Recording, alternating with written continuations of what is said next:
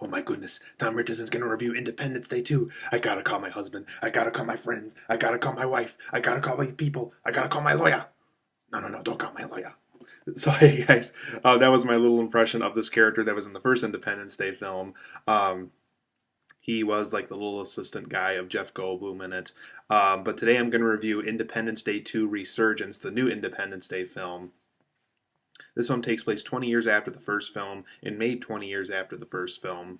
And in this film, it's about how the human race, we took the technology that aliens left behind during the first film and kind of how we made our technology better, with weapons and with, just making our technology better through what the aliens left behind. And what happens is Jeff Goldblum gets called into the desert. There's a technology device thing there that was left behind, just like the other alien technology was. And unlike it was back in 1996 when the first war happened in the first film, there's a device there that really hasn't had any activity at all go on until that very day in 2016. And so Jeff Goldblum then comes to the realization that the aliens are coming back. He talks to the ex president, played by Bill Pullman. He's having bad dreams about aliens coming back, as well as some other soldiers who were a part of the war in the first film that survived it. And throughout the course of the film, the aliens do come back, and it's a war against the humans versus the aliens, and how we had 20 years to prepare for them, and we just weren't ready yet. So, overall, guys, Independence Day 2, I wasn't a huge fan of it. I really thought that they could have done more with the script. I just really was not impressed with what they did. I'll get into the positives and negatives of things that I liked and didn't like, but for the most part, for a 20-year wait for a sequel like this, it just didn't live up to the hype. Overall, for my positives and negatives of the film, Jeff Goldblum and Bill Pullman, I think, are the best part of the movie. Jeff Goldblum really is in the spirit of his character from the first film, which I really liked about the script that was good about it. Bill Pullman, I like how they really made it sure that he felt traumatized after the events of the first film and kind of how it's been bothering him throughout the years. I thought that part of him was fine. I thought they probably could have done a little bit more with him, but I liked that they got a character from the first film back in this one, specifically Jeff Goldblum. But once again, it was cool to see Bill Pullman back as well for his role. One thing I thought that was better about this film, not even better, but one thing I liked that they did with it that got me invested, at least in the first half of the film anyway, was it was catching up with the times with these characters. We find out what Jeff Goldblum's been up to all these years, what Bill Pullman's been up to all these years, what some of the other surviving soldiers from the first film have been up to all these years. Will Smith isn't in the movie, so they don't really get into detail about him. Um, but I like how they catch us up with them. We find out what's been going on with them all these years. If the war in this film didn't happen, what would they still be doing? So I like how they caught us up with the characters. That was probably one of the better parts of the movie. We also revisit places that were used in the first film. That desert that was used towards the end of the first film when Will Smith and Jeff Goldblum are walking their victory walk towards the end of that movie. They revisit that place. They revisit kind of the inner ships of the aliens, kind of like what Will Smith and Jeff Goldblum did in the first film. So a lot of things we saw in the third act of the first film return here in different ways. And it is really cool to see those places revisited for the sequel. One thing I thought was a little bit better as far as structure went, maybe just a little bit, just because, like I said, I like the first film better than this one. I did like how the subplots had a little bit more variety to them and they felt more useful to the plot. I like how it was about, what were people doing who weren't in the military? What were they doing? What were the military doing? What was the president doing? There's a ton of characters in this film, and I'll get over that when I get into my negatives. But I did like how the subplots did have a little bit more variety and usefulness to them. The first one was just like, oh, let's throw this character here and this character there. Let's have a hillbilly character. Let's have a military character. Let's have a goofy character. This one, there was more like, oh, we got to get down to brass tacks. What do we really need for this plot to work? So I like how the subplots were a little bit more useful to the overall plot of the movie.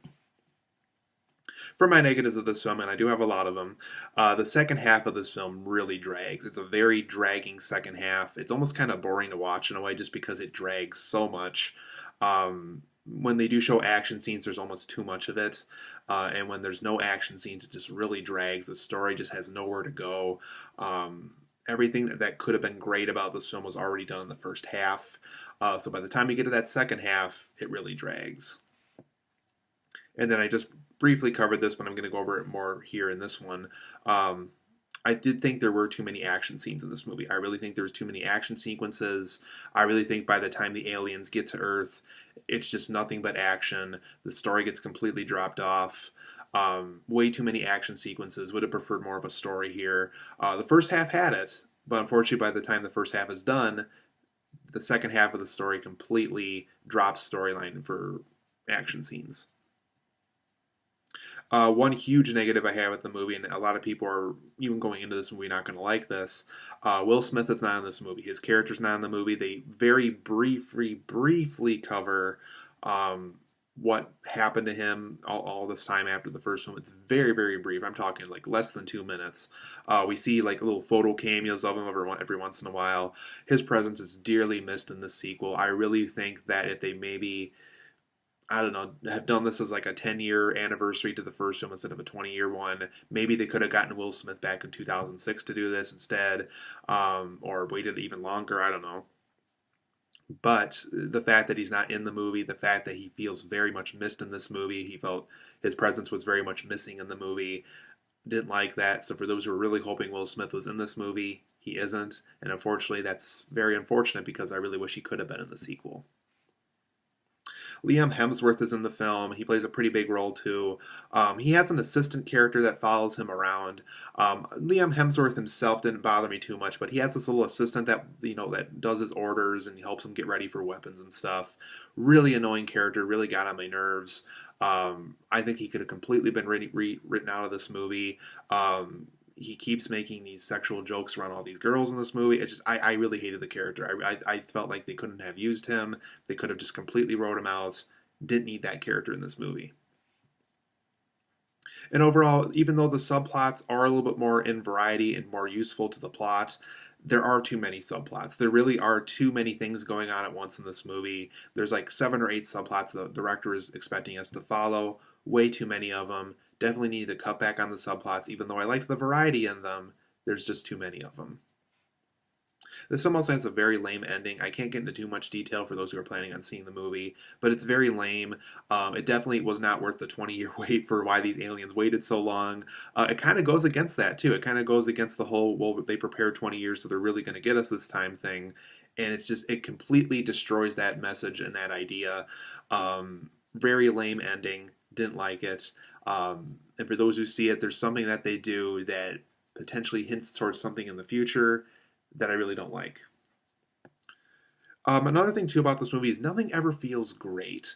Jeff Goldblum's great. Bill Pullman's great in the roles, and them coming back and everything. And I like catching up with the characters and seeing what happened, to them throughout all these years. But nothing ever feels great. Nothing ever feels completely necessary. And nothing in this film ever really feels, because you know how when you watch a really good movie, it's just like that feels great. That could totally be there. I can see why they made the film just for that one amazing aspect alone. Independence Day Resurgence never really has those moments. Nothing ever feels completely confident, and I think that's something that kind of bothered me with this movie is nothing really feels great. Another negative I have with the movie is this film needed a lot more charisma. One thing the first film had that this film was completely lacking was charisma. The first film was charismatic. The characters were fun. It was just a fun film to watch. There was just no charisma in this film. Nobody really wanted to be there, and I could definitely feel that while watching the movie. Overall, I'm going to give Independence Day 2 Resurgence a 6.5 out of 10. Not a good movie. If you really love that first film, maybe just wait for Redbox for this one. I really can't see somebody. I can't expect somebody to go pay $8 in the theater to see this one. If you really absolutely love that first film, just give it a Redbox rental just to see what happens next. If you really hated Independence Day 1, you can just skip this one altogether. There's just nothing for you here if you really didn't like that first film. Like I said, Jeff Goldblum, Bill Pullman were great. Catching up with these characters were great. Revisiting old environments was good. More variety and usefulness in the subplots, but that second half drags. Too many action sequences. Will Smith was not in this film, and he should have been. Liam Hemsworth's assistant was annoying. Too many subplots, a lame ending. Nothing feels great. And the film just needs more charisma to it, too. So 6.5 out of 10. Really not a good movie.